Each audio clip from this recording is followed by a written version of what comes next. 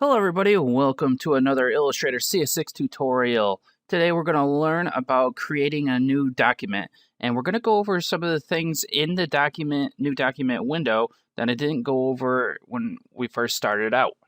That way you can know exactly what you're doing and everything, so you get a better experience in Illustrator. So let's go to File, and we're going to go to New. Here's the new document panel. You name your document, preferably something that's related to your document, and I'll just name this Start. And then we've got here Profile. Most of the time, it's going to be on whatever you used last. So we've got Web that's going on right here, right now. If I start changing things around in it, it's going to change the custom. And then you're able to use more things or you're able to use more of the options here. So let's start out with a number of artboards. Now you can select a number of artboards, and that's basically going to make like different pages within your document. And on each of these pages, you can have different images or vectors or whatever you're working on. So use this to make a number of artboards.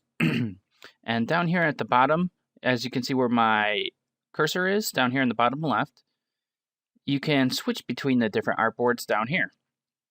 To the right are some buttons here that are how your artboards are arranged. And this is grid by row, by column, arrange by row, arrange by column, and then change to right-left layout. So go ahead when you're messing with this after the tutorial, go ahead and check out these different buttons and see what they do for you. Now we've got the spacing here, and that's just the spacing between the columns and how many columns you've got here. So if I hold my cursor over top of this, we got number of artboards per row, and then this is the spacing between them, and it uses pixels. Size here, you can select from a bunch of sizes that you want that are preset, or you can come down here and type them in and you can get your custom sizes. So this size right here is like the size of some monitors, 1024 by 768. You can come over here and select the unit of measurement that you want to use. Most of the time you're going to want to use pixels, but if you're working on like a print document, you might want to use millimeters or inches or whatever the client decides that you need to use. So if he tells you that you need to make a billboard that is, or a brochure that is, I don't know, I'm just going to say 20 inches long, then you're going to want to go ahead and use inches as your unit of measurement. That way you can figure out what you're doing. Now we've got orientation here, and this is portrait, and over here to the right is landscape. So one's going to be up and down, like the longest is going to be up and down, and the other one's going to be left to right. So that's you can see as it switches the width and the height there. Most of the time you're going to want to be on the long one where the width is longer than the height, because that's how most computer screens are. They're longer in width than they are in height. The next thing we got here is the bleed. And what that is pretty much bleed allows you to run the artwork to the end of a page. And this is more for when you're doing work with print. Sometimes the printer doesn't print towards the end of the page, so you'll need to set these bleeds to what the printer specifies. I'll go down here to click on this little triangle button here to open up the advanced options. Color mode, we've got color modes are used depending on what you're using your document for. If you're trying to make something for printing on the internet or for use on the internet or in like a video, you're going to want to use RGB. So RGB stands for red, green, and blue. And that's one of the most common color modes, probably is the most common, and it's best for online and multimedia. So the next one that we can look at that's popular is CMYK. And what that is cyan, magenta, yellow, and black. And that's good, or that's the best for commercial printing.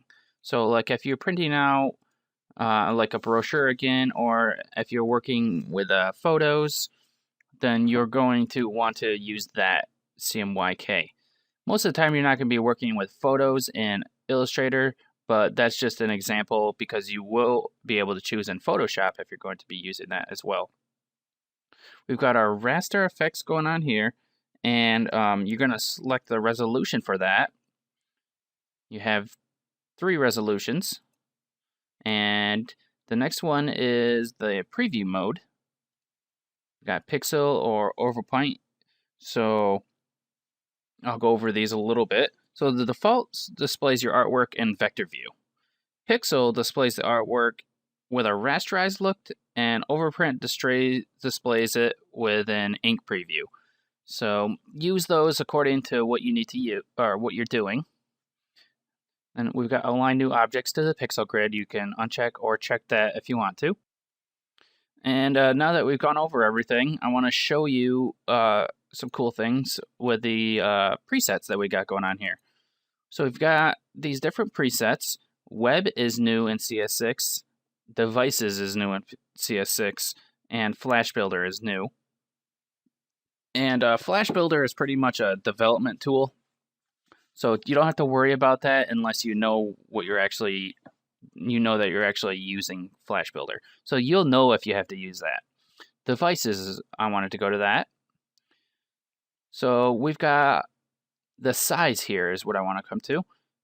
You can see that it has Galaxy S, the Kindle Fire, iPhone, iPad. So now you don't have to guess the size of these anymore. You can see that this the resolution's already there, which is the width and the height. It's already there for you, which is really cool. Zoom. There's the Kindle Fire, or the Nook, which I think was something that Barnes & Noble came out with a long time ago. So that's just something I wanted to show you out. So we've got other things here. We got print, and that's for letter or legal paper. Web, you have a bunch of different preset sizes for things on the web for monitors. Video and film, if you're making stuff for video and film, then these have guides on them that you can use. Now I do a lot of work in video and film, so that's what I use most of the time. And then we've got our other two here, basic RGB, which you won't really use that much. So got letter, legal, and then tabloids and all that stuff in print. So I just wanted to show you those, and that's about it for this tutorial. And I hope you guys learned a lot about creating new documents, and now you understand this actual window here. When you're done and everything's all ready, you just hit OK, and then it brings up your new document that you wanted. So thanks a lot for watching this tutorial, everybody, and I hope you guys have a nice day and learned a lot.